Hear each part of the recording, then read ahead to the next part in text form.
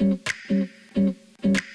à tous, on se retrouve aujourd'hui pour une nouvelle vidéo puisque je me suis inscrite cette année au nouveau programme de testeur Asus et j'ai eu la chance d'être sélectionnée pour tester le Zenfone 3 que j'ai juste ici et que j'ai reçu il y a un petit peu moins d'une semaine et qui attend donc que j'en fasse une vidéo unboxing.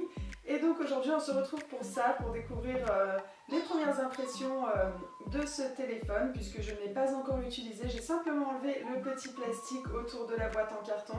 Mais sinon je ne l'ai pas encore allumé, donc j'ai vraiment hâte de découvrir ce téléphone puisque, comme vous le savez, il y a quelques temps, j'avais, donc à peu près à la même époque l'année dernière, j'avais été sélectionnée pour tester le Zenfone Selfie que j'ai encore ici et qui est encore mon téléphone, que j'avais beaucoup aimé, vous le savez. Vous pouvez retourner voir mes autres vidéos si vous voulez en savoir plus sur celui-ci.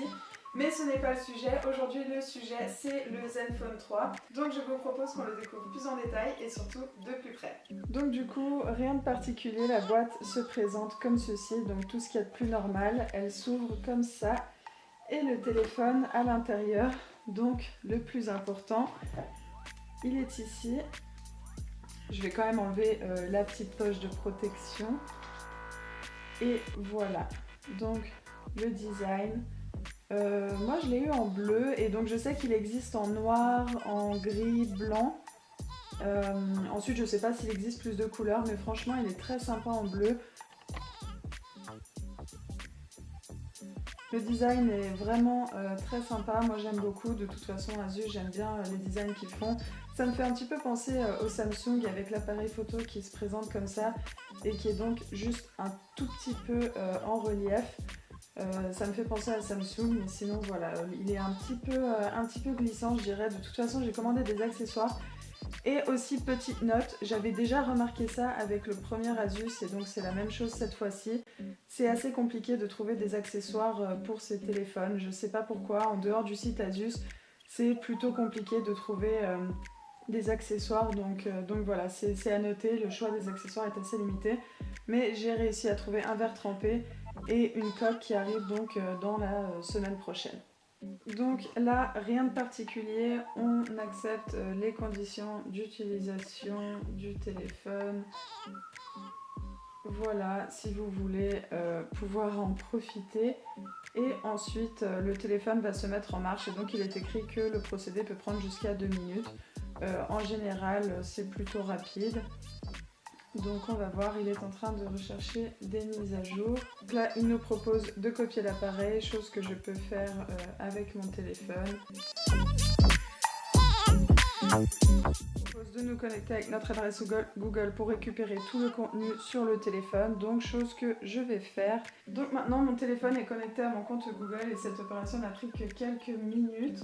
Et donc il nous propose de régler le fuseau horaire. Je vais mettre une petite avance rapide sur toutes ces étapes et je reviens quand on passe à quelque chose d'un petit peu plus intéressant.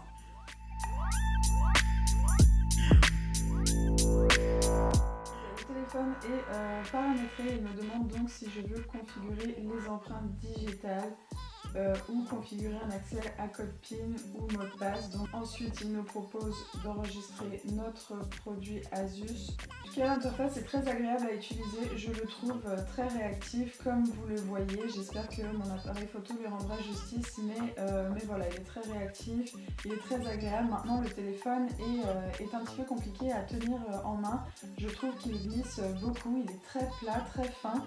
Vous allez voir, si je le compare à mon ancien téléphone, il n'y a quand même pas photo. Il est beaucoup plus plat que le Zenfone Selfie. Même si le design est vraiment sympa, c'est vrai qu'il glisse pas mal en main. Donc j'ai hâte de recevoir les accessoires pour bien protéger tout ça. Et voilà, donc c'est un téléphone que j'ai hâte de découvrir plus en détail et surtout l'appareil photo parce que c'est un petit peu le point sur lequel je l'attends et c'est un petit peu son point fort comme ça l'avait été pour les autres téléphones et notamment sur la tenue de la batterie et ce genre de petites choses sur lesquelles je ferai un point au mois de décembre. Donc j'espère que cette vidéo vous aura plu et je vous dis à très bientôt pour de prochaines vidéos sur le Zenfone 3. Ciao ciao!